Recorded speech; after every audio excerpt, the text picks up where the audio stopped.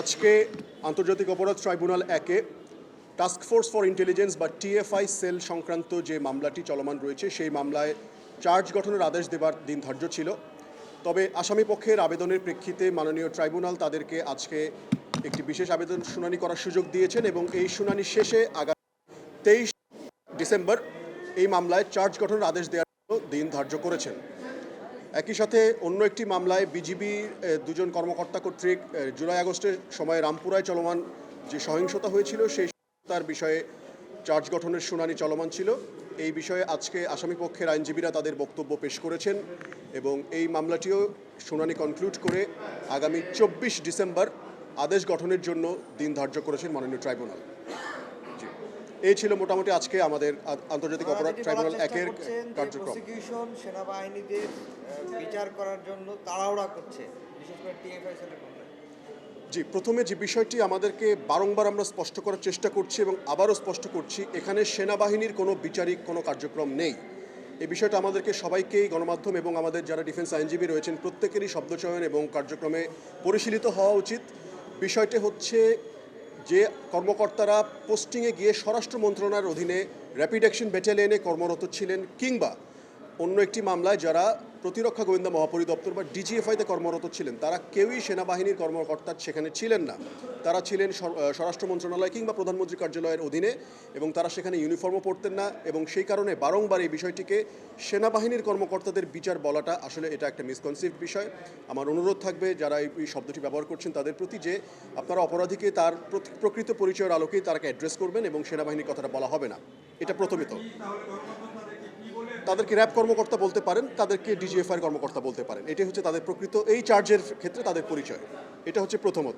দ্বিতীয়ত বিষয় হচ্ছে এই মামলাটিতে তাড়াহুড়ার একটি বিষয় তারা বলেছেন বা তারা বারবার প্রেস করার চেষ্টা করছেন বলে আমরা জানতে পেরেছি। মামলাটির ফর্মাল চার্জ জমা হয়েছিল অক্টোবর মাসের 8 তারিখে। আজকে ডিসেম্বর মাস, 2 মাস পরে এখন চার্জ গঠনের আদেশের জন্য রয়েছে। কালার এক্সপার্ট, জর্জ স্যাপ এবং মাইল্ড অন হ্যান্ডস টেকনোলজি সমৃদ্ধ অরিক্স ক্রিস্টাল ওয়াশ আপনার লন্ড্রি এক্সপার্ট। এই মামলায় আমাদের আইনের যে বিধান রয়েছে কোনো ধরনের অ্যাডজর্নমেন্ট দেওয়ার সুযোগটাই নাই, আইনেই নাই। তারপরও কিন্তু প্রায় 2 মাস 2.5 মাস হয়ে গিয়েছে আমরা এই মামলাটির কার্যক্রম চলমান হচ্ছে এবং যখনই ডিফেন্স পক্ষ থেকে সময়ের আবেদন করা হচ্ছে সিনিয়র আইনজীবীরা আসছেন, তারা কথা বলছেন, তারা বিভিন্ন ধরনের আবেদন দিচ্ছেন। এই আবেদনগুলো কিন্তু আদালত মঞ্জুর করছেন এবং তাদেরকে যথাবিহিত সময় দেওয়াও হচ্ছে। সুতরাং এখানে তাড়াহুড়ার কোনো বিষয়টা নেই, কারণ আমাদের প্রত্যেকেরই লক্ষ্য হচ্ছে ন্যায় বিচার নিশ্চিত করা।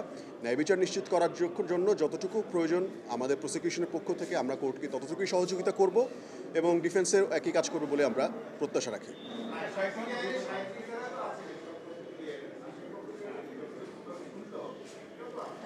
জি, এই বিষয়টা মহামান্য ট্রাইব্যুনাল ক্ল্যারিফাই করেছেন যে আসামি পক্ষকে অ্যাম্পল সুযোগ দেওয়া হয়েছিল, তাদেরকে 10-12 দিন প্রিপারেশনের টাইম দেওয়া হয়েছিল, কিন্তু তারা বলছেন যে তারা একটা প্রসিডিউরাল জটিলতার কারণে তারা আসামির সাথে কথা বলতে পারেননি, বিধায় আজকে সময় প্রার্থনা করেছেন এবং সেই কারণে আদালত তাদেরকে সময় দিয়েছেন।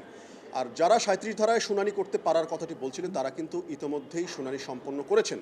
পূর্ববর্তী তারিখেই তারা তাদের সবগুলো অ্যাপ্লিকেশনে শুনানি সম্পন্ন করার পরেও আজকেও তারা আবার একই বিষয়ে কথা বলার জন্য আদালতের অনুমতি চাচ্ছিলেন। এই বিষয়ে আদালত তখন দৃষ্টিভঙ্গি দিয়েছেন যে তাদের শুনানি সম্পন্ন হয়ে গিয়েছে এবং আগামী তারিখেই চার্জ গঠন হবে। জি, এই মামলায় মোট 17 জন ব্যক্তির বিরুদ্ধে অভিযোগ রয়েছে। অভিযোগের সময়সীমা হচ্ছে আসামি, আচ্ছা ভিকটিম হচ্ছে 14 জন ভিকটিমের গুমের বিষয়ে 2016 থেকে 2024 অগাস্ট পর্যন্ত এই যে বিভিন্ন সময় তাদেরকে বিভিন্ন মেয়াদে টিএফআই সেলে, যেটা উত্তরা র্যাব 1 কমপ্লেক্সের ভেতরে অবস্থিত, সেখানে গুম করে রাখা হয়েছিল। এটি হচ্ছে এই মামলার মূল উপজীব্য বিষয়।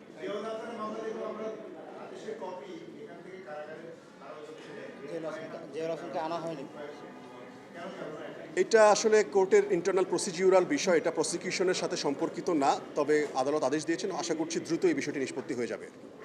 ওকে, থ্যাংক ইউ।